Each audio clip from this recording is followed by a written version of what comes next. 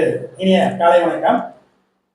நம்ம APJ group of companies, அமுத சுரப்பி, ஏபிஜே உணவு வங்கி, APJ dynamic foundation, APJ VIP global, the சாமானின் குரல் மாத இதழ் இணைந்து நமது தமிழகத்தின் சிறந்த ஆன்மீக நகரமான திருவாரூர் மாவட்டத்தில் வைத்து ஏபிஜே விஐபி குளோபல் 2026 விருது கலாச்சாரம், சமூக நல்லிணக்கம், தொழில் வளர்ச்சி திருவிழாவை 28/7/2026 திருவாரூர் வைத்து நடைபெறுகிறது.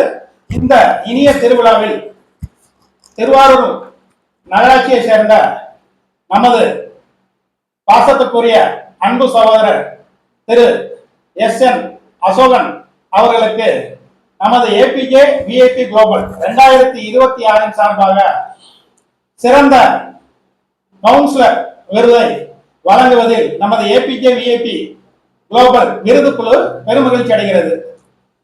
அன்னாரின் சிறப்பான சமூக சேவை பணிகளை அங்கீகரித்து நமது நிறுவனம் கலாவி மூலம் அமோக மக்களின் ஆதரவோடு திருவாரூர் நகராட்சியின் சிறந்த கவுன்சிலராக தேர்வு பெற்று அவருக்கு நமது விருது திருவிழாவில் வைத்து விருது வழங்கப்படுகிறது. அன்னாரின் வாழ்க்கை அனுபவங்களை நமது ஏபிஜே விஐபி குளோபல் சாதனையாளரின் வெற்றி பயணம் என்னும் நிகழ்ச்சியின் மூலம் இன்று நேர்காணல் செய்கின்றோம். உலகத்தில் உள்ள அனைத்து மக்களும் ஒரு துறையில் சாதனை படைத்து அந்த துறையில் இருக்கிற ஏற்ற இறக்கங்கள், தோல்விகள், ஏமாற்றங்கள், ஏளனங்கள், அவமானங்கள் இதெல்லாம் தாண்டி பாத்தீங்க அப்படின்னா ஒரு துறையில எப்படி வெற்றி பெறுறது, அந்த வெற்றி பெறுறதுக்கு என்னென்ன ஃபார்முலாலாம் இருக்குது அப்படிங்கிறத தெரிஞ்சுக்கணும். அப்படிங்கிறத நம்ம ஏபிஜே விஐபி குளோபல் சாதனையாளர்களின் வெற்றி பயணத்தை தொடர்ந்து பாத்தீங்க அப்படின்னா அவங்களுக்கு எடுத்து ஒளிபரப்பு பண்ணிட்டு இருக்கோம். அவங்களுக்கு இன்னைக்கு நம்ம திருவாரூர்ல நமது அன்பு சகோதரர் சிறந்த கவுன்சிலர் விருது பெற்ற திரு SN அசோகன் சார் அவர்களோட நேர்காணல் பண்ண வந்திருக்கவங்களுக்கு அவங்ககிட்டே பாத்தீங்கன்னா அவங்களோட அனுபவங்களை கேட்டு தெரிஞ்சுக்கலாம். நன்றி. வணக்கம். நாங்க சிவகாசி விருதுநகர் மாவட்டம் சிவகாசில இருந்து வந்திருக்கவங்களுக்கு ஏபிஜே டைனமிக் ஃபவுண்டேஷன்ல இருந்து பாத்தீங்கன்னா வர்ற 28/6/2026 உங்களுக்கு நடக்கிற விருது விழால ஏபிஜே விஐபி குளோபல் 2026 சிறந்த கவுன்சிலர் விருது உங்களை தேர்ந்தெடுத்திருக்கோம். அதுக்கு முதல்ல பாத்தீங்கன்னா நாங்க பாத்தீங்கன்னா உங்களுக்கு வாழ்த்துக்கள் சொல்லிடுறோம். இந்த கவுன்சிலர் விருது அப்படிங்கிறது பாத்தீங்கன்னா திருவாரூர் நகரத்திலே பாத்தீங்கன்னா உங்க ஒரு கவுன்சிலர்ஸ் தான் நம்ம பெஸ்டா செலக்ட் பண்ணிருக்கோம். இந்த கவுன்சிலரை பாத்தீங்கன்னா நீங்க தொடர்ந்து 2021 இருந்து 26 வரை பாத்தீங்கன்னா தொடர்ந்து பாத்தீங்கன்னா நீங்க 2001 இருந்து 26 வரைக்கும் தொடர்ந்து நீங்க பாத்தீங்கன்னா ஒரு 25 வருஷமா பாத்தீங்க அப்படின்னா கவுன்சிலரா பணியாற்றிட்டு இருக்கீங்க உங்களுக்கு. ஏன்னா இது மிகப்பெரிய ஒரு சவாலான பாத்தீங்கன்னா ஒரு விஷயம். 25 வருஷம் ஒரு கால் நூற்றாண்டு பாத்தீங்கன்னா மக்கள் சேவையில தொடர்ந்து மக்களோட அமோக ஆதரவையும் நம்பிக்கையும் பாத்தீங்கன்னா உங்களுக்கு எதிர்பார்ப்பையும் பூர்த்தி பண்ணா மட்டும் தொடர்ந்து அந்த ஏரியால அவங்க கவுன்சிலராகவே இருக்க முடியும் உங்களுக்கு. அந்த மாதிரி சூழ்நிலையில பாத்தீங்க அப்படின்னா 25 வருஷமா தொடர்ந்து நீங்க கவுன்சிலரா இருக்கீங்க உங்களுக்கு. இந்த ஈடுபாடு பாத்தீங்கன்னா உங்களுக்கு இளமை காலத்துல பாத்தீங்கன்னா எப்படி வந்துச்சு சார் உங்களுக்கு?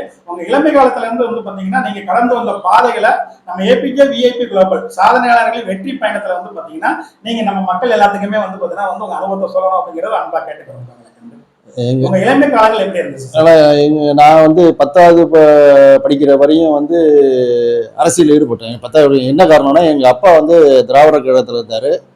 அதற்கு பிறகு திராவிட முன்னேற்ற கழகத்துல இந்த வார்டு செயலராக இருந்தாங்க. அதுக்கு பிறகு நான் கல்லூரி படிப்பை முடிச்சுட்டு அதனால திமுகவில் எனக்கு ஈடுபாடு இருந்துச்சு. கலைஞர் கூட்டத்துக்கு, பேராசிரியர் கூட்டத்துக்கு வரையும் நான் போயிருக்கேன். ஆமாம், 10th படிக்கும்போது கலைஞர் கூட்டத்துக்கு, பேராசிரியர் கூட்டத்துக்கு, அதே மாதிரி பெரியார் கூட்டத்துக்கு, ஐயா கூட்டத்துக்கு, அதுக்கு பிறகு வீரமணி கூட்டத்துக்கு, இது மாதிரிலாம் பொதுக்கூட்டத்துக்கு போவேன். அதனால அந்த ஈடுபாடு இருந்துச்சு. அதுக்கு பிறகு கல்லூரியில் படிக்கும்போது வரலாற்று துறையில் தலைவராக இருந்தேன். அதுக்கு பிறகு கல்லூரி படிப்பு முடித்தோடனே திராவிட முன்னேற்ற கழகத்தினுடைய திமுக கழகத்தினுடைய நகர மாணவரணி துணை அமைப்பாளரான படிச்சு முடிச்சோடனே அதுக்கு 2 வருஷம் கழிச்சு நகர அமைப்பாளர் ஆனேன். அப்ப எனக்கு திருச்சி சிவா தான் மாநில அமைப்பாளர். அதுக்கு பிறகு முடிச்சோன்னா ஒரு 2000 அதுக்கு பிறகு மாவட்ட பிரதிநிதியான கழகத்தில் மாவட்ட பிரதிநிதியான தொடர்ச்சியாக 4 முறை மாவட்ட பிரதிநிதி. அதுக்கு பிறகு நேவரே மாவட்ட பிறகு தான். அதுக்கு பிறகு இடையிலேயே வந்து 2001 2001க்கு முன்னாடி ஒரு தடவை கவுன்சில் எலெக்ஷன்ல, அதாவது நகரமன்ற உறுப்பினர் பதவிக்கு போட்டிட்டேன். அப்போ அப்புறம் கட்சியில் என்னோட சீனியர் ஒருத்தர் கேட்டாரு, அதனால விட்டு கொடுத்தேன்.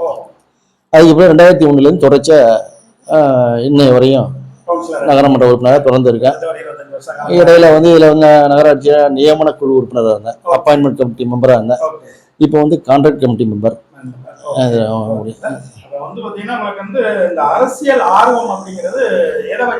ஃபேமிலியிலே இருந்துச்சு இது. அதாவது இன்னும் சொல்ல போனா எங்க அம்மாவோட அப்பா, எங்க தாத்தா ஊராட்சி மன்ற தலைவராக இருந்தார் தொடர்ச்சி 5 முறை. திருவாரூர்ல இல்ல, நம்ம திருவாரூர் பக்கத்துல நாகை மாவட்டத்துல திருமுருகல் ஒன்றியம் இருக்கு. அதுல சியாத்தாமகன் ஒரு கிராமம், அந்த பஞ்சாயத்து கம்யூனிஸ்ட்ல இருந்தார். அவர் ரைட் கம்யூனிஸ்ட். தொடர்ச்சியா அவர் 5 முறை. அது மாதிரி எங்க மாமா இப்ப வந்து ஒரு பேர் ஒன்றிய கவுன்சிலர் இருந்தாரு அதே ஏரியாவில். அதனால அந்த இது ஆமா ஆமா. ஆக்சுவலி வந்து பாத்தீங்கன்னா உங்களுக்கு இப்ப மாணவர் பருவத்துல வந்து பாத்தீங்கன்னா நீங்க காலேஜ்ல வந்து பாத்தீங்கன்னா மாணவர் தலைவராக இருந்திருக்கீங்க. அங்கேயே வந்து பாத்தீங்கன்னா வந்து பல்வேறு போராட்டங்கள் நீங்க கண்டிப்பா பல்வேறு பிரச்சனைகள் வந்து பாத்தீங்கன்னா நீங்க சந்திச்சிருக்கீங்க உங்களுக்கு. அப்ப உங்களுக்கு வந்து ஒரு பக்குவப்படாத வயசா இருக்கும் உங்களுக்கு. பள்ளிக்கூடத்துல படிக்கும் போது வாசவான்கள் மேல்நிலை பள்ளின்னு இருக்கு, அந்த படிக்கும் போது கிரவுண்டு கிடையாது. அந்த கிரவுண்டுக்காக போராட்டம் நடத்தணும். கிட்டத்தட்ட தொடர்ச்சியா ஒரு 3-4 வருஷம் போராட்டம் நடத்தணும். அதனால அப்பையிலேருந்து அந்த இது கிடைச்சிட்டு நான் +2 முடியும் போது கிடைச்சிட்டு. ஆமா ஆமா கண்டிப்பா கண்டிப்பா. ஆமா அப்ப வந்து ஒரு 10ஆம் கிளாஸ்ல இருந்தே வந்து போடப்பட்ட விதை வந்து பாத்தீங்கன்னா 12ஆம் கிளாஸ்ல சக்சஸ் ஆச்சு. ஆமா ஆமா கண்டிப்பா கண்டிப்பா. இப்போ நீங்க காலேஜ் வந்த அப்புறம் அந்த லைஃப் ஸ்டைல் கொஞ்சம் வேற மாதிரி. ஆமா ஆமா. ஸ்கூல்ல விட்ட காலேஜ்ல வந்து வேற மாதிரி. அப்ப இந்த மாணவர் சங்க தலைவரா இருக்கும்போது வந்து பாத்தீங்கன்னா அங்கேயே வந்து பாத்தீங்கன்னா நிறைய எதிர்ப்புகளை பார்த்திருக்கீங்க, நிறைய போராட்டங்களை கண்டிப்பா கண்டிப்பா எதிர்ப்பு உண்டு. இப்ப அந்த பருவத்துல இருக்கும்போது வந்து பாத்தீங்கன்னா எனக்கு நிறைய குழந்தைகள் இருக்காங்க உங்களுக்கு. ஏன் வந்து இந்த உங்கள்கிட்ட வந்து இந்த கொஸ்டின் கேட்கிறேன், நீங்க தான் வந்து பொது வாழ்க்கையில அரசியல்வாதியா இருக்கீங்க. உங்களுக்கு அரசியல்வாதிகள் வந்து இந்த மாதிரி விஷயங்களை கொண்டு போய் சேர்க்கிறதா வந்து பாத்தீங்கன்னா நான் ஒரு மோட்டாவா எடுத்து பண்றோம். ஏன்னா நீங்க நிறைய பிள்ளைகள் வந்து பாத்தீங்கன்னா இளமை காலத்திலேயே வந்து தவறான வழிகளுக்கு பாத்தீங்கன்னா வாழ்க்கையை தொலைச்சுக்கிறாங்க. அந்த மாதிரி மாணவர்களுக்கு வந்து பாத்தீங்கன்னா இந்த மாதிரி செயல்களை செஞ்சீங்க அப்படின்னா தவறான வழியில இருந்து போறதை தவிர்த்துட்டு உங்களுக்கு மக்களுக்காக ஒரு சேவை பண்ணக்கூடிய வாய்ப்பு உருவாகும் உங்களுக்கு அப்படிங்கிறத நீங்க தெரிஞ்சுக்கணும். அப்படிங்கிறதுக்காக உங்களுக்கு அந்த இதை கேட்கிறோம். அந்த பருவத்துல வந்து பாத்தீங்கன்னா உங்களுக்கு அந்த போராட்டங்களை வந்து பாத்தீங்கன்னா நீங்க எப்படி சந்திச்சீங்க உங்களுக்கு, அதுக்கான சவால்களை நீங்க எப்படி சந்திச்சீங்க உங்களுக்கு? அதாவது என்ன சொல்ல போனா அதாவது அப்பயே நாங்க அரசியல் ஈடுபட்டதுனால திமுகங்கிற அமைப்புல யாரும் இருந்தனால திமுக இருக்கிற போராட்டம் படிக்கும் போது நாங்கள் கலந்துக்குவோம். உதாரணமா விலைவாசி ஒரு பிரச்சனை, என்ன சொல்ல போனா உங்களுக்கு தெரியும், தலைவர் வந்து ஒரு 13 வருஷமா முதலமைச்சர் இல்லாம இருந்தாங்க. அப்ப எல்லாம் வந்து பொழுதுனைக்கும் போராட்டம் பொதுக்கூட்டம் அப்படிதான் இருக்கும். அதனால வந்து கல்லூரியில் எடுத்துட்டீங்கன்னா இந்திய எதிர்ப்பு இது பண்ணாங்கன்னு அது சம்பந்தமா நாங்க போராட்டம் பண்ணுவோம். இப்படி பல போராட்டத்தை நாங்கள் கலந்துக்கிட்டதுனாலதான் அரசியல்ல நாங்க ஈடுபட முடிஞ்சது. ஆமா. அந்த மாதிரி டயத்துல வந்து பாத்தீங்கன்னா நிறைய சவால்களை நீங்க சந்திச்சீங்க. இல்ல இன்னொன்னு கல்லூரியில படிக்கும் போதே எங்க கட்சியினுடைய நகர செயலர் மாவட்ட செயலர் தொடர்புல இருந்தேன். அதனாலதான் நான் கல்லூரி முடிஞ்சோடனே எனக்கு பொறுப்பு கொடுத்தாங்க.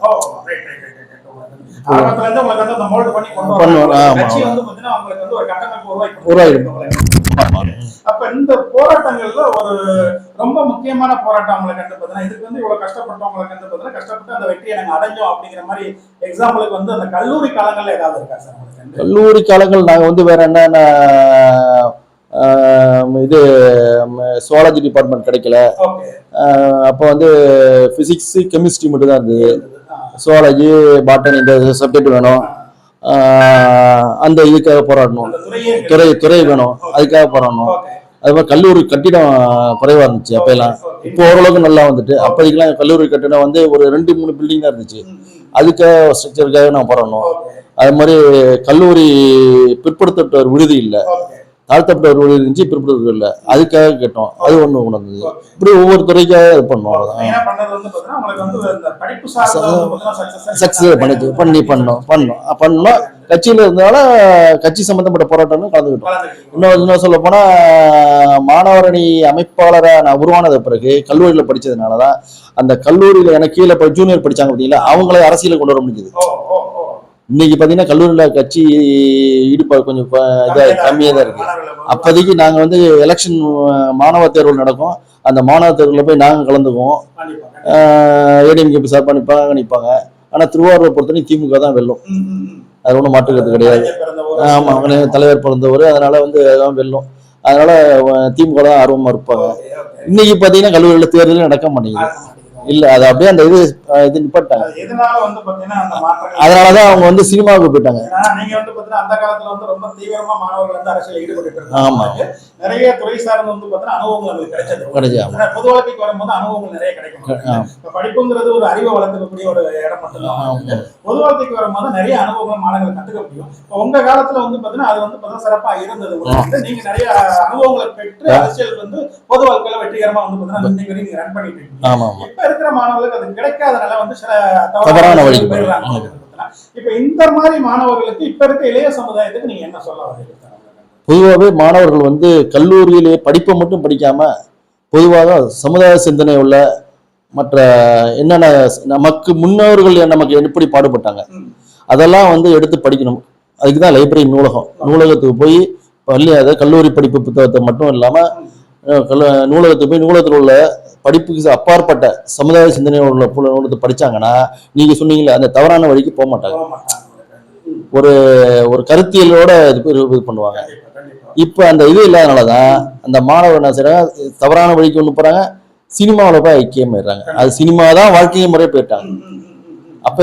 அப்ப நாங்க படிக்கும்போது எம்ஜிஆர் சிவாஜின்னு இருந்தாங்க.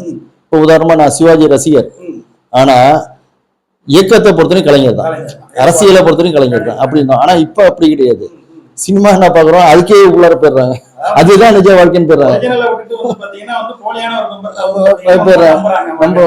நம்ம வந்து ரசிகரா இருக்கிறது இருக்க கூடாதுன்னு சொல்லல, அது அவங்க விருப்பம். அதை விட்டு அரசியலுங்கிற ஒரு இது வேற. பெரியார், அண்ணா, இதுக்கு முன்னாடி பாத்தீங்கன்னா பெரிய பெரிய தலைவர்கள் நமக்காக போராடி இருக்காங்க. அம்பேத்கர் இவங்கெல்லாம் போராடி இருக்காங்க. அவங்களெல்லாம் அவங்களுக்கு தெரிய மாட்டேங்குது.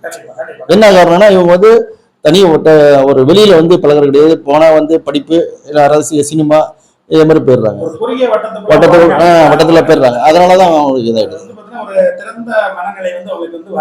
ஆமா ஆமா. என்ன காரணம் நீங்க படிக்கும் போது இந்த அரசியல் படுத்தப்பட்ட மாணவர்கள் அதிகமா இருந்தாங்க. இப்ப அந்த அரசியல் படுத்தப்பட்ட மாணவர்கள் வந்து பாத்தீங்கன்னா வந்து வராதனால நிறைய விஷயங்கள் அவங்க வந்து பாத்தீங்கன்னா கத்துக்க மாட்டேங்கிறாங்க. அது போக இப்ப படிச்சு வெளியே வந்தாங்க அப்படின்னா ஒரு சின்ன தோல்வி வந்தா கூட டக்குன்னு சுருண்டுறாங்க. உங்களுக்கு அடுத்த கட்டத்துக்கு அவங்களால போக முடியும். உங்களுக்கு இதுக்கு இப்ப இருக்கிற உங்களை மாதிரி வந்து இப்ப உங்க இயக்கங்கள் வந்து பாத்தீங்கன்னா கிட்டத்தட்ட ஒரு 70 வருஷம் பாரம்பரியமான இயக்கம் உங்களுக்கு. கண்டிப்பா. இப்ப இவங்க வந்து பாத்தீங்கன்னா முன்னெடுக்காத ஒரு காரணமா உங்களுக்கு வந்து பாத்தீங்கன்னா இல்ல வந்து பாத்தீங்கன்னா இதுக்கு ஒரு நிரந்தர தீர்வு. உதாரணத்துக்கு ஒண்ணு என்ன சொன்னோம்னா சொன்னாடி நீங்களும் வருத்தப்படுங்க. 23ஆம் தேதி ஒரு படம் ரிலீஸ் ஆகுது. நல்லா 23ஆம் ரிலீஸ் ஆகுது. அதே இது டெல்லியில நீட் தேர்வு நடந்துட்டு இருக்கு. போராட்ட மாணவர்கள் படம் அந்த அப்படிப்பட்ட மாணவர்கள் இருக்காங்க, இல்லைன்னு மறுக்க முடியாது. இப்ப தமிழ்நாட்டிலேயே அதுக்காக போராட்ட மாணவர்கள் குதிச்சிருக்காங்க, போராடிட்டு இருக்காங்க. விவசாயத்துக்காக போராடிட்டு இருக்காங்க. ஏன்னா அது அங்க பாத்தீங்கன்னா கூட்டம் இருக்காது. முன்னாடி எல்லாம் பாத்தீங்கன்னா கூட்டம் அரசியல் ஃபுல்லா இருக்கும். அதே பார்த்தீங்கன்னா அந்த இது தியேட்டர்ல கூட்டம் அதிகமா இருக்கு. என்ன காரணம்னா அந்த அந்த மாணவர்களுக்கு சரியான வழிமுறையை சொல்லிக் கொடுக்க ஆள் இல்லைன்னு அர்த்தம். அப்பனா பெற்றோர்கள் இருந்தாலும் இப்போ உதாரணமா நம்ம சின்ன பிள்ளை படிக்கும்போது எங்க அப்பாலாம் வந்து ஹேர் கட்டை வந்து ஒரு மாதிரி பண்ணோம்னா சினிமாவோட தட்டி கொடுத்து அப்படிலாம் செய்யக்கூடாதுப்பா அப்படின்னு சொல்லிட்டு ஹேர் கட்லாம் ப்ராப்பரா இருக்கணும் பாரு. ஆனா இப்போ அவன் இருக்கணும். பெல் பாட்டம் வந்துச்சு. அப்ப வந்து நான் காலேஜ் படிக்கும்போது பெல் பாட்டம் கமலஹாசன் வந்து அப்போ வந்து எங்க அப்பா அப்படிலாம் போடக்கூடாது, இப்ப இருக்கணும் அப்படின்னு சொல்லி கொடுத்தாரு. அதுதான் நான் ஃபாலோ பண்ணேன். இப்போ இப்ப பாத்தீங்கன்னா மாணவர்கள்லாம் பாத்தீங்கன்னா ஹேர் கட்டை பாருங்க, அது ஒன்னே போதும். அப்ப பெற்றோர்கள் வந்து சரியா அவளுக்குன்னா அர்த்தம். பெற்றோர்களோட அறிவுரை வந்து பாத்தீங்கன்னா வந்து என்னதான் கொடுத்தாலும் இப்ப இருக்க பிள்ளைகள் அந்த அளவுக்கு கேட்கறாங்களா அப்படிங்கிறது ஒரு கொஸ்டின் மார்க். பிள்ளைங்க கேட்பாங்க. சின்ன பிள்ளைல இருந்து அவங்க கண்ட்ரோல்ல கொண்டு வந்தா இவங்க தான் சின்ன பிள்ளைல விட்டுறாங்க.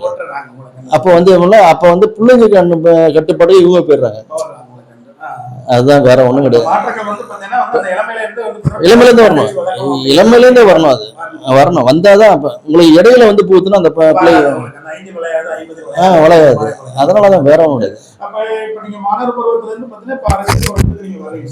கட்சியில வந்து பாத்தீங்கன்னா உங்க மேல ஒரு பெரிய நம்பிக்கை இருந்தாதான் ஒரு கவுன்சிலர் சீட்டுங்கிறது கிடைக்கும். ஏன்னா உங்களுக்கு முன்னாடி சீனியர்ஸ் நிறைய பேர் இருப்பாங்க. கண்டிப்பா உங்களுக்கு கட்சியில உழைச்சவங்க ஆயிரக்கணக்கான பேர் இருப்பாங்க. அப்ப இந்த ஆயிரக்கணக்கான பேர் போட்டி போடும் போது உங்களுக்கு வந்து எஸ்என் அசோகன் சாருக்கு வந்து பாத்தீங்கன்னா மெயினா வந்து இந்த சீட்டு கொடுத்தா கண்டிப்பா அந்த ஏரியால அந்த மக்களுக்கு நல்லது பண்ணுவாரு, நம்ம கட்சிக்கு வந்து ஒரு நல்ல பேர் கிடைக்கும். உங்களுக்கு வந்து அங்க ஒரு பெரிய கட்டமைப்பு உருவாக்குற ஒரு நம்பிக்கை வந்து உங்க மேல அவர் எதுவுமே கட்சிக்கு இருந்தா மட்டும் தான். இந்த நம்பிக்கைகளை உருவாக்குற அளவுக்கு மற்ற சீனியரோட வந்து பாத்தீங்கன்னா நான் வந்து பெஸ்டா இருப்பேன் அப்படிங்கிறத எந்த சூழ்நிலை வச்சு வந்து பாத்தீங்கன்னா அங்க அவங்க எடுத்துக்கிட்டாங்க சார்? உங்களோட செயல்பாடுகள் வந்து பாத்தீங்கன்னா அவங்களுக்கு எந்த பிடிச்சிருந்தது மெயினா தலைமை? அதாவது உண்மையை சொல்ல போனா கட்சியில நான் ஈடுபாடா இருந்தது, இந்த போராட்டங்களை கலந்துக்கிட்டது, அதெல்லாம் வச்சுதான் எனக்கு கட்சி பொறுப்பு கொடுத்தாங்க. அடுத்த கட்டம் வந்து நகரமன்ற உறுப்பினர் ஒரு பதவி வந்து கட்சியில எனக்கு வந்து அனுமதி கொடுத்தா எனக்கு நிக்க முடியும். 2001 அப்படிங்கிற போது அந்த டயத்துல நிறைய வந்து கேட்டாங்க. அப்போதைக்கு என்னோட கட்சி பணியை பார்த்து கொடுத்தாங்க. 2001 பிறகு நான் எப்படி வார்டுல செயல்படுறேன், மக்கள்கிட்ட செயல்படுறேன். ஆமா, நீ அடுத்த ட்ரிப்பு சீட்டு கொடுக்கும்போது ஜெயிக்கிற மாதிரி தான் கொடுப்பாங்க. அப்ப மக்கள்கிட்ட சிறப்பா செயல்படுறதுனால சரின்னு சொல்லிட்டு கொடுத்தாங்க. அந்த அடிப்புல தான் நம்ம மக்கள்கிட்ட சிறப்பா நம்ம செயல்பட்டோம், அதனால மக்களுக்கு பணியாற்றணும், அதனால சீட்டு கொடுத்தாங்க. வெற்றி பெற்றோம். நெருக்கமா தான் இருப்போம், அதோட மாற்றம் கிடையாது. இப்ப இந்த 2001 வந்து பாத்தீங்கன்னா வந்து நீங்க முதல் கவுன்சிலராக உங்க ஏஜ் என்ன சார்? ஏஜ் பாத்தீங்களா 2001 65ல பிறந்தேன். 65ல பிறந்தீங்க. அப்ப வந்து பாத்தீங்கன்னா 35 உங்களுக்கு வந்து 36 வயசு. 36 வயசு. ரொம்ப ரொம்ப இளமையா 36 வயசு. அப்ப உங்களுக்கு வந்து பாத்தீங்கன்னா வந்து நீங்க ஒரு வந்து 30 வயசுல நான் கவுன்சிலர் அப்போதைக்கு கிடையாது. 30 வயசுல ஸ்டார்டிங். இடையில வந்து கவுன்சிலர் நிப்பாட்டிட்டாங்க. நல்லா புரிஞ்சு. எம்ஜிஆர் பள்ளியில நடக்கல. அதுக்கு பிறகு ஒரு பீடு எலெக்ஷன் நடந்துச்சு 1990 அப்போ ஒரு கூட விஷயம் மறுபடியும் இடையில நிப்பாட்டிட்டாங்க. மறுபடியும் 95ல தான் ஆரம்பம். 95 ஆரம்பிக்கும் போது 2001 சீட்டு வாய்ப்பு கிடைச்சது. அதுக்கு முன்னாடி தான் நான் சீட்டு கேட்டேன். எனக்கு சீனியர் ஒருத்தர் அவர் கேட்டாரு, அதனால விட்டு கொடுத்தேன். 5 வருஷம் தான் அவருக்கு கொடுத்து அடுத்த பேருக்கு நான் வந்துட்டேன். 36 வயசுல வந்து பாத்தீங்கன்னா ஒரு கவுன்சிலர் அப்படிங்கிறது ஒரு மிகப்பெரிய ஒரு சாதனையான விஷயம். அந்த ஏன்னா அந்த டயத்துல வந்து பாத்தீங்கன்னா நிறைய வந்து ஜாம்பவான மட்டும் தான் வந்து பாத்தீங்கன்னா இந்த மாதிரி கவுன்சிலர் இருப்பாங்க. அப்ப இளமையிலே வந்து பாத்தீங்கன்னா நம்ம கட்சி வந்து உங்களை நம்பி ஒரு பொறுப்பை கொடுத்து அதை வந்து சக்சஸ்ஃபுல்லா நீங்க வெற்றியும் பெற்றிருக்கீங்க. உங்களுக்கு அந்த வயசுல வந்து பாத்தீங்கன்னா நம்ம ஒரு பக்குவப்படாத வயசா தான் இருக்கும். உங்களுக்கு இருந்தாலும் நீங்க அரசியல் அனுபவம் வச்சு கிடைச்சனால நீங்க வந்து ஒரு பக்குவத்துக்கு வந்திருப்பீங்க. முதல் 5 வருஷத்துல வந்து பாத்தீங்கன்னா இந்த வார்டுல வந்து என்னென்ன சவால்கள் சந்திச்சீங்க, அந்த டயத்துல நீங்க பெஸ்டா பண்ண விஷயம் அப்படின்னா என்ன சொல்லலாம்? அதாவது இந்த வார்டுல வந்து முதல்ல வந்து பொதுவாகவே ஒரு வார்டுக்கு வந்து மக்கள் எதிர்பார்க்கறது வந்து ரோடு அடிப்படை, அதுதான் முக்கியம். அடுத்தது குடிநீர், அடுத்தது வந்து எடுத்துக்கிட்டீங்கன்னா சுகாதாரம், இதுதான் முக்கியம். இதை 3த்தையும் நான் நின்று கவனிச்சுட்டு இருப்பேன். எப்பொழுதுமே பார்ப்பாங்க, ரோட்ல பார்ப்பாங்க அந்த சாக்கடை சுத்தம் பண்றதுக்குள்ள எப்படி அதெல்லாம் வாரத்தை 3 நாள் 4 நாள் நின்று அது வேலை பார்ப்பேன். இதெல்லாம் பார்த்துட்டு பக்கத்துக்காரங்க கூட பார்த்துட்டு பாராட்டிட்டு போவாங்க. அந்த அளவுக்கு எனக்கு மக்களோட இருந்தேன். இறக்கத்தை இறங்கி மக்களோட இருந்தேன். அதுக்கு பிறகு இப்போ பார்த்தீங்கன்னா இந்த வார்டுக்கு வந்த பிறகு இந்த எய்த்தாப்புல குளம் இது பண்ணோம், புதுப்பிச்சோம். இது ரொம்ப நாளா கேட்டு இருந்த மக்கள் ஃபண்ட்ல, கவர்மெண்ட்ல ஃபண்ட் பண்ணுது. அப்புறம் பாலம் ஒன்று இப்போ முடிய திருவாயில் இருக்கு. இன்னொரு 10 நாள்ல 15 நாள் திறந்துருவோம். அது ரொம்ப கிட்டத்தட்ட 40 வருஷமா எதிர்பார்த்தோம். ஆற்றுல குறுக்கு அதாவது இருக்குது. அது ஒத்தடி பாலம்னு சொல்லுவாங்க. ஒருத்தர் தான் நடந்து போகலாம். ஒரு 2 வீலர் ஆமா அந்த ஸ்டேஜில் இருந்துச்சு. அதை வந்து இப்போ விரிவாக்கம் பண்ணி இப்போ ஒரு காரும் ஒரு கனரக வாகனங்களும் செல்ற மாதிரி ஏற்பாடு பண்ணியாச்சு. 40 வருஷமா ஓடுனது. நான் இன்னும் சொல்ல போனா 2001 கவுன்சில் ஆனோம் பாத்தீங்களா, அதுக்கு முன்னாடியிலேருந்து மாணவ பருவத்திலே அதுக்காக போராடி இருக்கோம். அந்த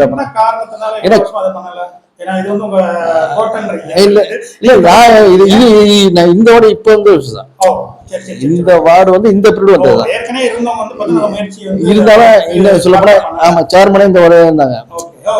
எனக்கு புரியல. இப்போ இருக்க சேர மாட்டேது. முன்னாடி 2001 முன்னாடி யசோதாமான்னு யார் மணிவண்ணன் விபிகேஜ் ராஜ் ஓனர் இருந்தாங்க. அதுக்கு பிறகு மனைவி இருந்தாங்க. இப்பதான் நான் இங்க வந்தேன். பாலமும் அந்த குளமும் நடந்துச்சு.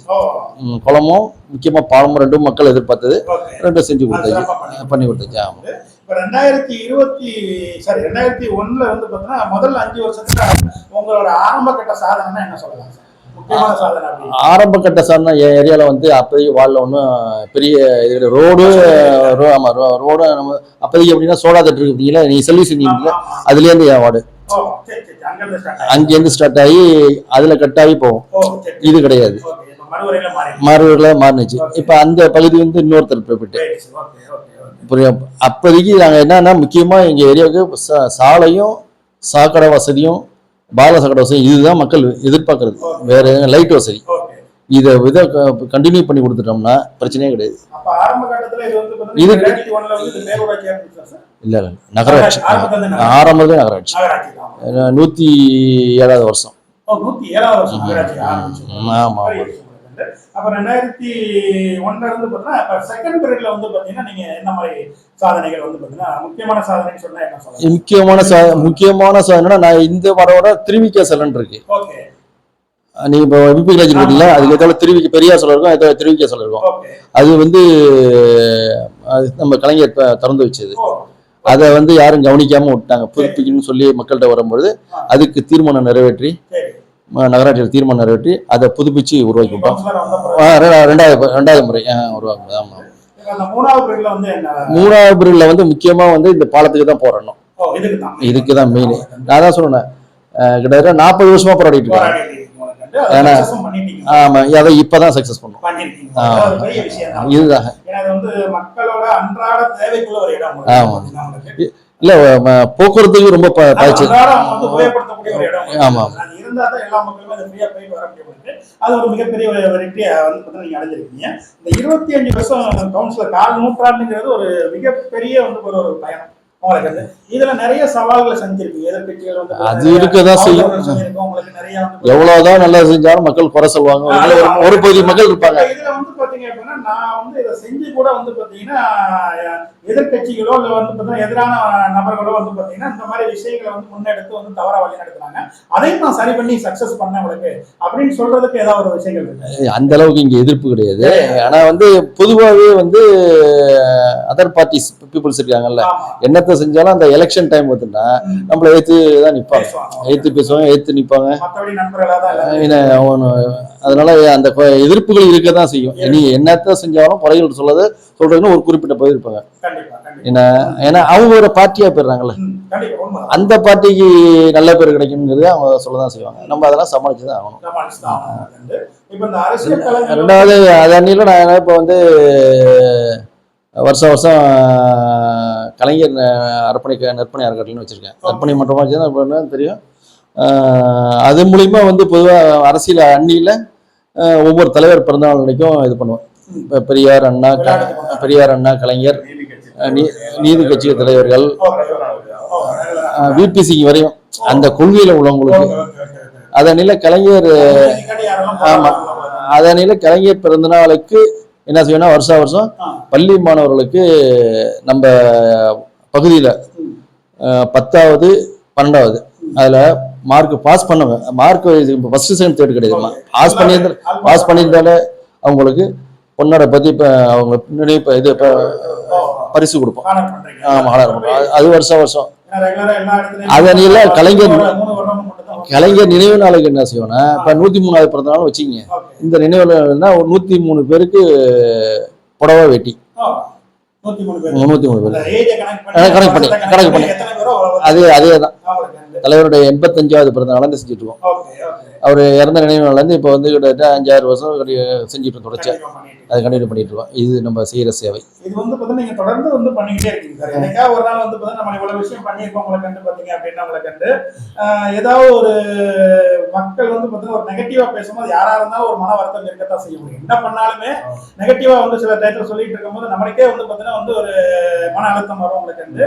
நம்ம என்னடா வந்து பாத்தீங்கன்னா தேவையில்லாம வந்து அரசியல் சூழல்ல வந்துட்டோம் உங்களை கண்டு அப்படிங்கிற எண்ணங்கள் என்னைக்கா ஒரு நாள் வந்திருக்கு? அதாவது மன கஷ்டங்கள் வந்திருக்கு, இல்லைன்னு மறுக்கல, இல்லாம நீங்க 25 வருஷம் உண்மையில இருக்க முடியாது. இல்லைன்னு மறுக்க முடியாது. என்னன்னு கேட்டீங்கன்னா, எவ்வளவுதான் இவ்வளவு செஞ்சாலும் அந்த எலெக்ஷன் டைம்ல வந்து இப்ப ஒரு இப்ப 1000 ரூபாய் பணம் கொடுத்தாரு தலைவர், ம், கட்சி பார்த்து கொடுக்கல. கண்டிப்பா.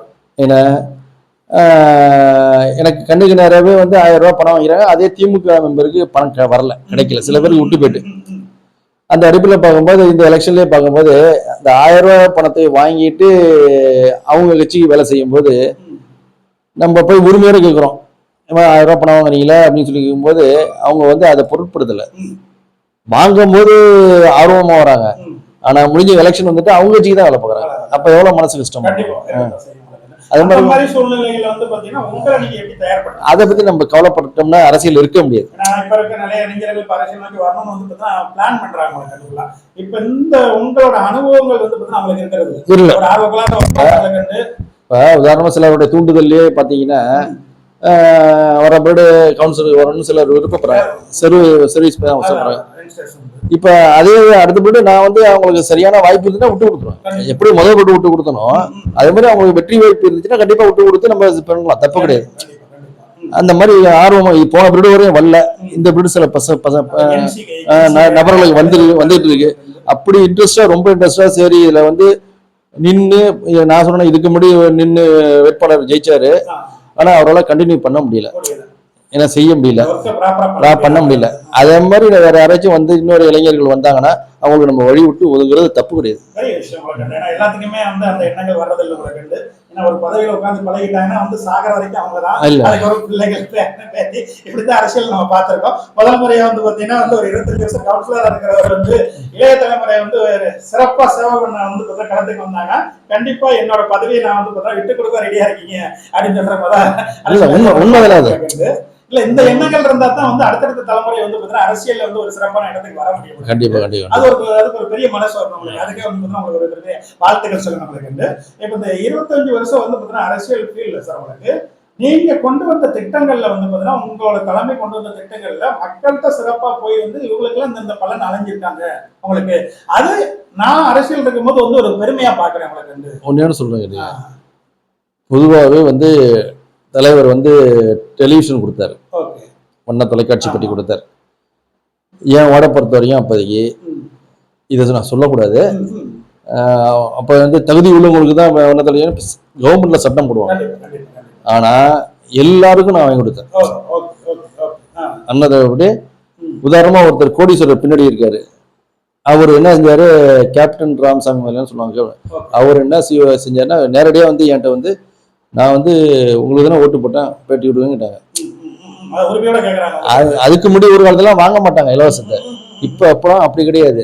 தலைவர் கொடுக்கும் போதெல்லாம் வாலண்டியரா எனக்கு கொடுங்க, ஆனா அது அத்தனை பேரும் என் 100% வாங்கி கொடுத்தாரு.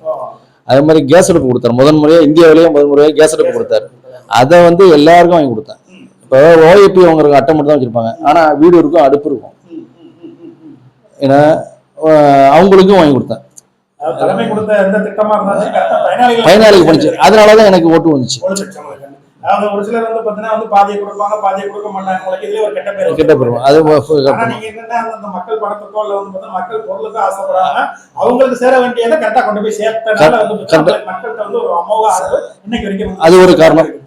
அந்த மாதிரி எந்த ஒரு அரசுல வந்து வாங்கினாலும் அந்த பொருளை வந்து அந்த கட்சி பாகுபாடு பாக்குறது, கட்சி பாகுபாடு 100% கொடுப்போம். அதனால இந்த கட்சியில இருக்கும் அந்த கட்சிக்காரங்க கொடுக்க மாட்டாங்க, அவங்களுக்கு நம்பிக்கையான கொடுப்பாங்க, உங்களுக்கு வந்து ஓட்டு போட மாட்டாங்கன்னு தெரிஞ்சு கொடுக்க மாட்டாங்க. நீங்க 100% கொடுத்ததே வந்து உங்க 25 வருஷம் கால வெற்றிக்கான மெயின் வழியே இதுதான். ஆமா ஆமா, அதனால வந்து மாட்டு கட்சிக்காரங்க கூட சில பேர் கூட அப்ப என்ன செய்வாங்க, சரி கொடுத்துருக்கு அப்படின்னு சரி போடுறது வாய்ப்பு உண்டு. அது மாதிரி செஞ்சு அந்த மாதிரி மக்கள் நலப்பணிகள் செஞ்சதுனாலதான் இப்ப நம்ம நிலைச்சிருக்கோம். இப்ப 25 வருஷ காலம் வந்து பாத்தீங்கன்னா ஒரு மிகப்பெரிய ஒரு நீண்ட அனுபவம் தான் உங்களுக்கு. இதுக்கப்புறம் வந்து அவங்களோட அடுத்த இலக்கு வந்து என்ன வச்சிருக்கீங்க? அதான் இப்ப சத்தமத்தி சொன்னேன், அது மாதிரி இளைஞர்கள் யாராச்சும் இந்த பதவிக்கு ஆசைப்பட்டால் அவங்களுக்கு வாய்ப்பு வழங்கி விட்டு, அப்புறம் கட்சியில வேற எவ்வளவு பொறுப்புகள் இருக்கு, இதுக்கு மேல உள்ள பொறுப்புகள் நிறைய பொறுப்புகள் இருக்கு, அது கட்சி தலைமை வழங்கினா நம்ம சிறப்பா செயல்படுவோம். இதெல்லாம் கட்சி ஒரு பக்கம் அறக்கட்டளை மூலமா வருஷம் வருஷம் மக்கள்கிட்ட தொடர்புல இருக்கும், பதவியினால நம்ம செய்ய போறோம். சேவையாளர்களுக்கு வந்து பாத்தீங்கன்னா வந்து அதிகாரம் இருந்துதான் மறந்துக்கிற அவசியம் கிடையாது. அப்படி தேவையில்லை. அவங்க நல்ல மனசு இருந்தாலும் இப்போ ஆட்டோமேட்டிக்கா பண்ணிக்கிட்டே இருக்காங்க. அது ஆட்டோமேட்டிக் நம்மள்ட்ட அதையும் எதிர்பார்ப்பாங்க. சரி ஒரு கலைஞர் இப்போ வந்தா சரி அப்போதைக்கு ஆசம் செஞ்சாப்புல இந்த வருஷம் செய்வாப்புல அப்படின்னு எதிர்பார்ப்பு இருக்கும். அதை நம்ம வந்து இதை தவற விட்டுறக்கூடாதுல்ல. கண்டிப்பா கண்டிப்பா. அதனால வந்து இளைஞர்களுக்கு வந்து பாத்தீங்கன்னா நீங்க ஒரு வழிகாட்டியா இருந்து உங்களுக்கு வந்து உங்க அனுபவங்களை கொடுத்து அவங்களை வந்து பாத்தீங்கன்னா அரசியல் ரீதியா வந்து பக்குவப்படுத்துறதுக்குள்ள வேலைகள் பண்றதுக்கு நீங்க ரெடியா இருக்கு. கண்டிப்பா இருக்கு. இப்ப நீங்க வந்து பாத்தீங்கன்னா உங்க தாத்தா உங்க அப்பா அதுக்கப்புறம் நீங்க வந்துருக்கீங்க. உங்களுக்கு அப்புறம் உங்க தலைமுறையில இருந்து பாத்தீங்கன்னா அரசியல்ல யாரும் இருக்காங்களா இல்ல வரதுக்கு ரெடியா? அதாவது எனக்கு வந்து நான் தான் வீட்டுக்கு முத்தப்பில்லை. எனக்கு 2 மகள்கள். ஒரு மகள் ஒரு வந்து சென்னையில் எம்எஸ்சி முடிச்சுட்டு யூபிஎஸ்சிக்காக படிச்சுட்டு இருக்காங்க. இன்னொரு பொண்ணு வந்து இப்போ 12th முடிச்சுட்டு பிகாம்சிஏ வந்து திருச்சி பிஷப் காலேஜ் படிச்சுட்டு. இவங்க 2 பேருமே எப்படின்னா நான் வீட்டில் வந்து விடுதலையும் முரசொலியும் தான் வாங்குவேன் மட்டும் இல்லை. இதனால இந்த 2 பேப்பரையும் இப்போ படித்து அவங்க வந்து அந்த அதனால அந்த இன்னைக்கும் பார்த்தீங்கன்னா 2 பொண்ணுமே வந்து திமுகவை பற்றி தான் பேசுவாங்க. ஆமாம், அதனால அதான் பேசுவாங்க. அது மாதிரி எனக்கு அடுத்த தம்பி டிஎன்சியில் ஒர்க் பண்ணுறாரு. அவருக்கு ஒரு பையன், அவரும் இப்போ பிஇ படிக்க போயிட்டாரு. அவரும் அந்த மென்டாலிட்டி தான் இருப்பாரு. அவரு அரசியலுக்கு வராருன்னு தெரியல. என் பொண்ணு 2 பேரும் அரசியல் வரதுக்கு வாய்ப்பு இல்லை. என்ன கவர்மெண்ட் ஜாப் அப்படின்னு இருக்காங்க. அந்த பையனுக்கு ஆர்வம் இருக்கு, வராரான்னு தெரியல. ஏன்னா அவங்க அம்மா டீச்சர், அவங்களுக்கு அது பிடிக்காது, அரசியல் பிடிக்காது. அதனால எப்படி போறான்னு தெரியல. அடுத்த தம்பி ஹைவேஸ்ல டிரைவரா இருக்காரு. அவருக்கு 2 பொண்ணு, அவங்களும் வரதுக்கு வாய்ப்பு இல்லை. அடுத்த தம்பி திருச்சியில கார்பரேஷன்ல பில்டிங் இன்ஸ்பெக்டரா இருக்காரு, ஆபீசரா இருக்காரு. அவருக்கு ஒரு பையன் ஒரு பொண்ணு. கண்டிப்பா அவருக்கு அரசியல் பிடிக்காது. அதனால அந்த குடும்பத்திலும் வரது வாய்ப்பு இல்லை. அவ்வளவுதான் இருக்கும் நினைக்கிறேன்.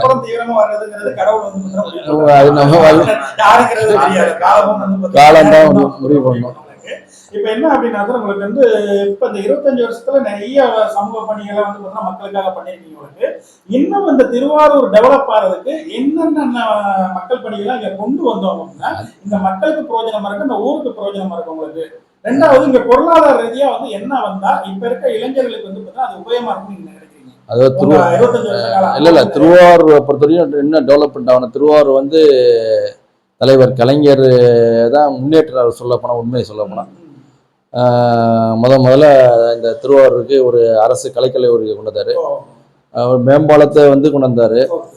அதுக்கப்புறம் பார்த்தீங்கன்னா இங்கே எம்ஆர்எம்னு இருக்கு, டிசிஎம்எஃப் எம்ஆர்எம்னு இருக்கு, அரிசி ஆலை, அதை கொண்டு வந்தாரு. அதுக்கு பிறகு பார்த்தீங்கன்னா ஒருங்கிணைந்த நீதிமன்ற வளாகம் கொண்டு வந்தாரு. அப்புறம் நம்ம மாவட்ட ஆட்சியர் அலுவலகம் எல்லாத்தையும் ஒரே இடத்துல கொண்டு வந்தாரு. அதே மாதிரி பார்த்தீங்கன்னா நம்ம மத்திய பல்கலைக்கழகத்தில் சென்ட்ரல் யூனிவர்சிட்டி பொதுவாகவே எங்கே கொண்டு வருவாங்கன்னா ஒரு மாநிலத்தில் பெரிய சிட்டியில் தான் கொண்டு வைப்பாங்க. ஆனால் தலைவர் கலைஞர் இருந்தாலும் அவருடைய சொந்த ஊருங்கிறனால இங்கே கொண்டாந்து வச்சார். யாருக்குமே கிடைக்காத ஒரு நல்ல விஷயம். அதே மாதிரி இன்னைக்கு திருவாரூர் வந்து இந்த அளவு டெவலப் பண்ணுறது கலைஞர்களாக தான், அது ஒன்றும் மாற்று கருத்து கிடையாது. திருவாரூர் பொறுத்தவரையும் இன்னும் நிறைய ஒரு தொழிற்சாலை என்ன விவசாய பூமி. சரி, விவசாயம் சார்ந்து வந்து முன்னேற்றங்கள் இங்க வரணும்னு நினைக்கிறீங்க. இப்ப இருக்க தலைமுறைகள் வந்து டெக்னாலஜி ஓரியண்டா வந்து பாத்தீங்கன்னா விவசாய பொருட்களை உலகத்துல எப்படி கொண்டு போய் சேர்க்கணும்னு நினைக்கிறீங்க? அதுக்கு எந்த மாதிரி கட்டமைப்பு இங்க இப்ப இருக்கிற அரசு நல்லா இருக்கும்? இங்க பொருள் அரசு உருவாக்குதான்னு தெரியல நமக்கு. வாய்ப்பு இல்ல, என்ன வாய்ப்பு இருக்குமே தெரியல. மீண்டும் திமுக மீண்டும் நம்ம டிஎம்கே ஆட்சி வந்து போன பீரியட்ல பாத்தீங்கன்னா இந்த டெக்னாலஜி ஐடி டெக்னாலஜி கொண்டு வந்தாங்க. அந்த மன்னார்வட்டி சைடு கொண்டு வந்தாங்க. அது மாதிரி இருக்கு. இது அணியில ஒரு திருவாரூர் ஒட்டி ஒரு ஏதாச்சும் ஒரு விவசாய சார்ந்த ஒரு ஃபேக்டரி உருவாக்கணும். ஆமா, உருவாக்கினா கொஞ்சம் இங்க உள்ளவங்களுக்கு ஒரு தொழிலுக்கு நல்லா இருக்கும். அந்த மாதிரி நீங்க ஒரு விவசாயத்துக்கு இப்ப வந்து பார்த்தா தண்ணி வளங்கள்ல இருந்து பார்த்தா அவங்க உற்பத்தி பண்றதுல இருந்து அவங்க வந்து பார்த்தா சேல்ஸ் பண்ற வரைக்கும் வந்து பார்த்தா எப்படி கட்டமைப்பு இருக்கு சார்? இங்க வந்து எப்படின்னா காவிரி தான், காவிரி நீர் தான் நம்பி தான் இருக்குது. அதுக்கு பிறகு மழையை பொறுத்து இருக்கு. இப்பயே பாத்தீங்கன்னா எப்போதுமே வருஷம் ஜூன் 12 காவிரி திறந்துருவாங்க. டிஎம்கே பீரியட் எடுத்துட்டீங்கன்னா தண்ணி அங்க இருக்கா இல்லையான்னு ஆனா ஜூன் பண்ண திறந்து விட்டுருவாங்க. திறந்து விட்டுருவாங்க. அந்த தண்ணி திறந்து விடுறோம். அந்த ஃபர்ஸ்ட் தண்ணி திறந்தோட என்ன ஆகுனா அந்த தண்ணியோட ஆவியாகி மழை பெய்ய ஆரம்பிச்சிடும். Okay okay okay. நல்லா புரிஞ்சுங்க. தண்ணி எவாபரேட் ஆகி எவாபரேட் ஆகி மழை பெய்ய ஆரம்பிச்சிடும். சரி. நீ இந்த வருஷம் பாத்தீங்கன்னா ஜூன் போயிட்டு ஜூலை போயிட்டு ஆகஸ்ட் வந்துட்டு இன்னும் தண்ணி திறக்கல. அதனாலதான் இன்னும் பாருங்க வெயில் இங்க கடுமையா இருக்கும், கடுமையா இருக்கு. வறட்சி இருக்கும். அந்த இப்ப ஒரு பருடு கலைஞர் வந்து 45 டிஎம்சி தண்ணி இருக்கும் போது கர்நாடகாவில திறந்து விட வச்சார். ஆனா இப்ப 74 டிஎம்சி இருக்கு, 80 குறுக்க முடியும், இன்னும் வரல. அதனால உங்களுக்கு மழையும் இல்லாம போயிட்டு தண்ணி இல்லாம போயிட்டு. அதனால இதை பொறுத்தவரைக்கும் தண்ணி காவிரி தண்ணி தான் முக்கியம். டெல்டா மாவட்டத்தை பொறுத்தவரைக்கும் காவிரி தண்ணி தான் முக்கியம். அந்த தண்ணி வரதுக்கு ஏற்பாடு பண்ணணும். அது இருந்தா இந்த பூமி முப்போகம் விளையும். இப்ப இந்த விவசாயிகள் வந்து பாத்தீங்கன்னா நிறைய பொருளாதார இழப்புகள், நிறைய வந்து பாத்தீங்கன்னா தற்கொலைகள் வந்து பாத்தீங்கன்னா நிறைய நடந்துட்டு, அதாவது இப்ப வந்து பாத்தீங்கன்னா வந்து இந்த நூற்றாண்டு வந்த பிறகும் வந்து நிறைய அந்த மாதிரி விஷயங்கள் வந்து நடந்துட்டே தான் இருக்கு உங்களுக்கு. இவங்களுக்கு அரசாங்கத்து மூலியமா வந்து என்ன ஒரு மாற்று ஏற்பாடு பண்ணி கொடுத்தா உங்களுக்கு அவங்க இதுல இருந்து வெளியே வர முடியும்? ஏன்னா நீங்க இருக்கிறது முழுக்க வந்து விவசாய பூமியில தான் இருக்கீங்க, உங்களுக்கு தான் அதை பத்தி தெரியும். இங்க தற்கொலைக்கு, அதாவது இங்க விவசாயம் இல்லைன்னா இதான் தற்கொலைக்கு வழிவகுக்கும். மற்றபடி தற்கொலைக்கு இருக்கு. உங்களுக்கு தற்கொலை அவ்வளவா இருக்காது. உங்களுக்கு வந்து வேற மாதிரியான இதா இருக்கும். இப்ப கெட்ட பழக்கங்கள் இருக்குன்னு சொன்னீங்கல்ல, அந்த அடிப்படையில உருவாகும். தவிர இங்க ஒரு நேரத்துல வந்து டெல்டா மாவட்டத்துல வந்து விவசாயம் பாய்ச்சி ஜெயலலிதா எலிக்கறி சாப்பிட்டாங்கன்னு சொல்லுவாங்க. அந்த மாதிரி டைம்ல தற்கொலை நடக்கும். இப்ப தண்ணி இல்ல, தண்ணி இல்ல, விவசாயம் போய்க்கு அப்படியே போயிட்டு இருக்கீங்கன்னா அந்த மாதிரி தற்கொலை. அதுக்கு வழி என்ன? அதுதான் விவசாய கடன் தள்ளுபடி. எங்க முழுமையா தள்ளுபடி பண்றேன், நாங்க பண்ணவே இல்லை. அது தள்ளுபடினா இப்ப அவங்களுக்கு இதா இருக்கும். பொதுவாகவே தண்ணி இல்லைன்னா உங்களுக்கு விவசாயம் பயிச்சது பொருளாதாரம் போயிடும், எல்லாமே போயிடும். அதுக்கு என்ன அரசாங்கம் தான் செய்யணும். அதுக்கு முதல்ல காவிரி தண்ணியை இப்ப வாங்கி தரணும். அதை வாங்கி கண்டிப்பா அதை வாங்கி கொடுத்தாலே நம்ம டெல்டா மாவட்டத்தில் உள்ள விவசாயம் சிறப்பா இருக்கும். நான் தான் சொன்னேன், காவிரி தண்ணி ஒரு முறை திறந்து விட்டா எவாபரேட் மழை பெய்ய ஆரம்பிச்சிடும், அப்படியே இதாயிடும். இப்ப பாருங்க வெயிலா இருக்கு. இதுக்கு வந்து அரசாங்கம் தான் செய்யணும்.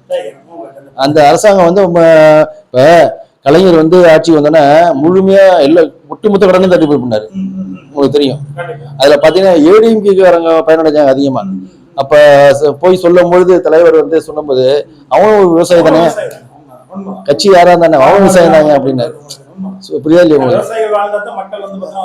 அதெல்லாம் இப்போதைக்கு அவங்க முழுமையா கடனை தள்ளுபடி முடியும்னு நாங்க சொல்றோம். அது நேத்தி கூட அதான் எங்க மாவட்ட சத்திரம் மேல போராட்டம் நடந்துச்சு. நம்ம கலெக்டர் ஆஃபீஸ் ஆர்ப்பாட்டம் பண்ணோம், தள்ளுபடி பண்ணணும், விவசாயிகளுக்கு வாழ்முறை கொடுக்கணும் அப்படின்னு சொல்லி நேற்று போராட்டம் பண்ணாங்க, ஆர்ப்பாட்டம் பண்ணாங்க. இப்ப இந்த 25 வருஷத்துல வந்து பாத்தீங்கன்னா உங்களுக்கு நிறைய அனுபவங்கள் இருக்கு. இப்ப வரப்போற ஜென்சி தலைமுறைன்னு சொல்றாங்க, இளைய தலைமுறை வந்து இப்ப கொஞ்ச நாளா வந்து பாத்தீங்கன்னா அவங்களுக்கு அரசியல்ல வந்து பாத்தீங்கன்னா ஒரு ஆர்வம் வந்திருக்க மாதிரி வந்து பாத்தீங்க அப்படின்னா இந்தியா ஃபுல்லாவே தெரியுது.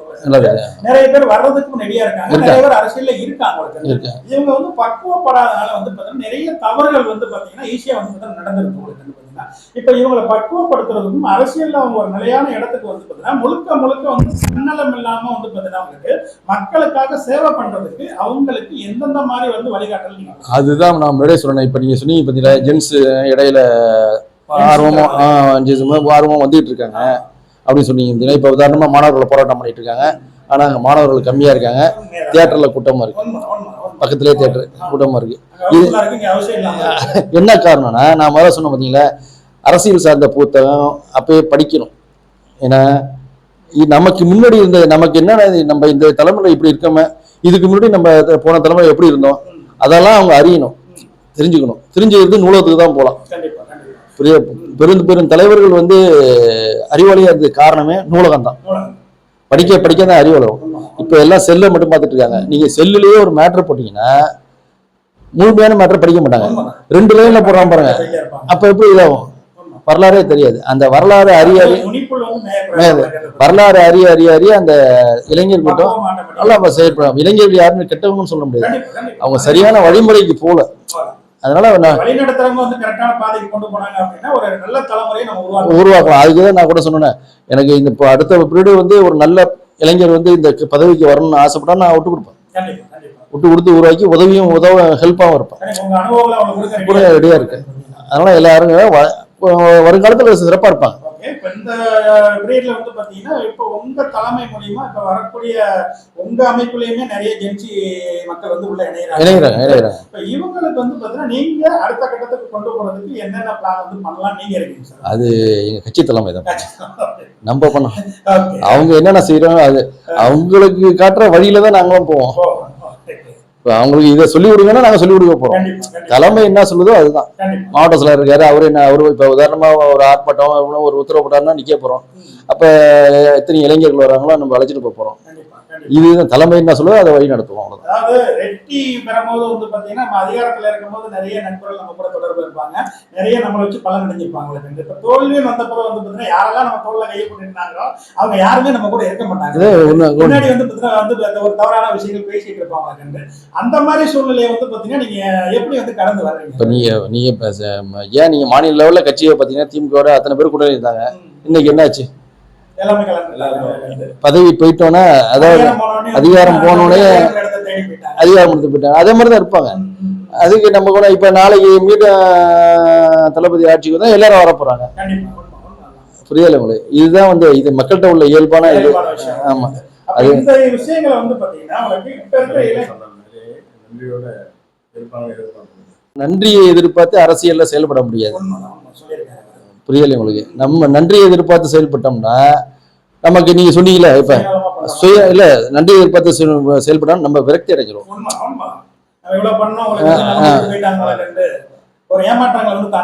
ஆமா ஆமா ஆமா. இப்ப தொடர்ச்சியா நம்ம இப்ப வெயில் அடிக்குது, மழை பெய்யணும்னு விருப்பப்படுறோம். தொடர்ச்சியா மழை பெஞ்சுன்னா என்ன செய்வோம்? வெயில காணும், மறுபடியும் வெயில அவ்வளவுதான். அதனால நமக்கு அரசியல்ல போய் எது நம்ம நன்மை செஞ்சுட்டே போயிட்டு இருந்தோம்னா நமக்கு வந்து நம்மளை விட்டு உலகங்களை பத்தி நமக்கு ஒன்றும் பிரயோஜனம் இல்லை. ஆமா, தானா வரும். நமக்கு வந்து இல்ல நம்ம எதிர்பார்ப்போட செயல்பட்டாதான் நமக்கு ஏமாற்றம் கிடைக்கும். நல்லா புரியுங்க. எதிர்பார்ப்போட செயல்பட்டோம்னா ஏமாற்றம் கிடைக்கும், விரக்தி ஆகும். நம்ம அந்த எதிர்பார்க்காம செஞ்சோம்னா அந்த ஏமாற்றமும் நமக்கு வராது, விரக்தியும் ஏற்பட மாட்டோம். செஞ்சுட்டே போலாம்.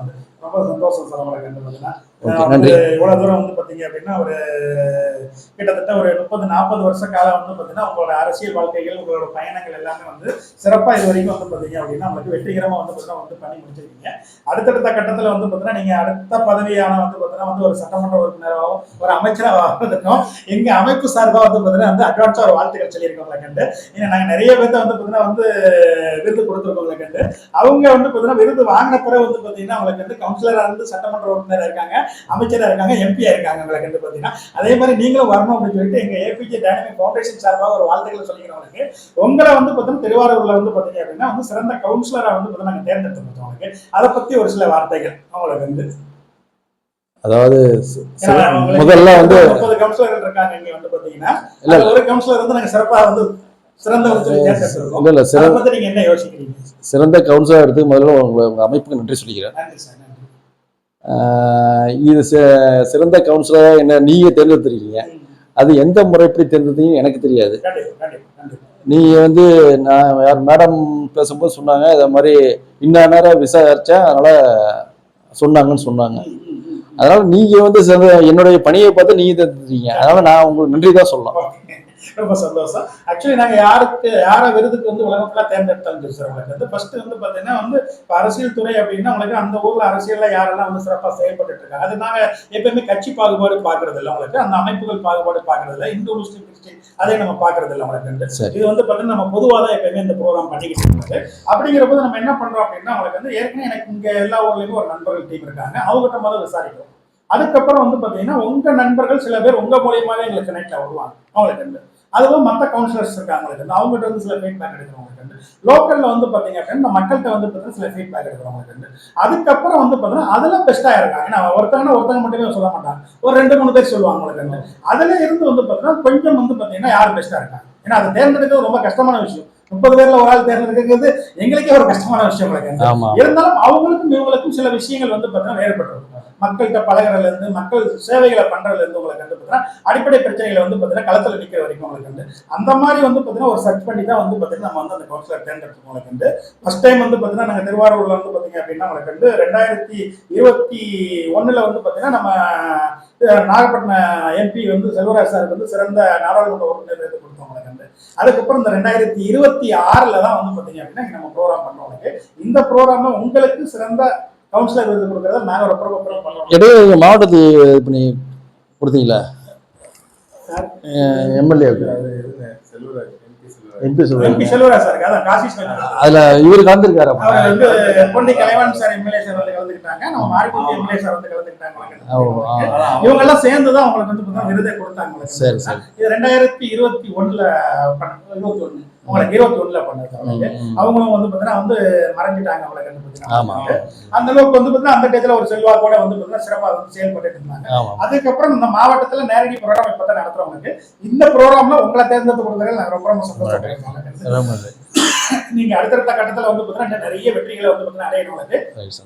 இளைய தலைமுறைக்கு மட்டும் இல்ல, எல்லா தலைமுறைக்கும் வந்து பாத்தீங்கன்னா நீங்க அரசியல் சார்ந்து சேவை சார்ந்து வந்து பாத்தீங்கன்னா மிகப்பெரிய வந்து பாத்தீங்கன்னா வந்து ஒரு நிர்வாகியாகவும் உங்களுக்கு வந்து அவர் ஒரு ஆலோசகராக இருந்தவங்களுக்கு நீடித்த ஆயுளோட வந்து பாத்தீங்கன்னா குடும்பத்தோட வந்து பாத்தீங்கன்னா அவங்களுக்கு வந்து நிறைவான வாழ்க்கை வாழணும் அப்படின்னு சொல்லிட்டு உங்களுக்கு இந்த நல்ல தருணத்தில் நம்ம ஏபிகே டைனமிக் ஃபவுண்டேஷன் சார்பாக அவங்களுக்கு வந்து நன்றிகளையும் வாழ்த்துக்களையும் நான் சொல்லிக்கிறேன். அவங்களுக்கு நம்மளோட ஒளிப்பதிவாளர் டாக்டர் எஸ் லட்சுமி பிரபா சிஇஓவுக்கும் அவங்களுக்கு நன்றி சொல்லிக்கிறோம்.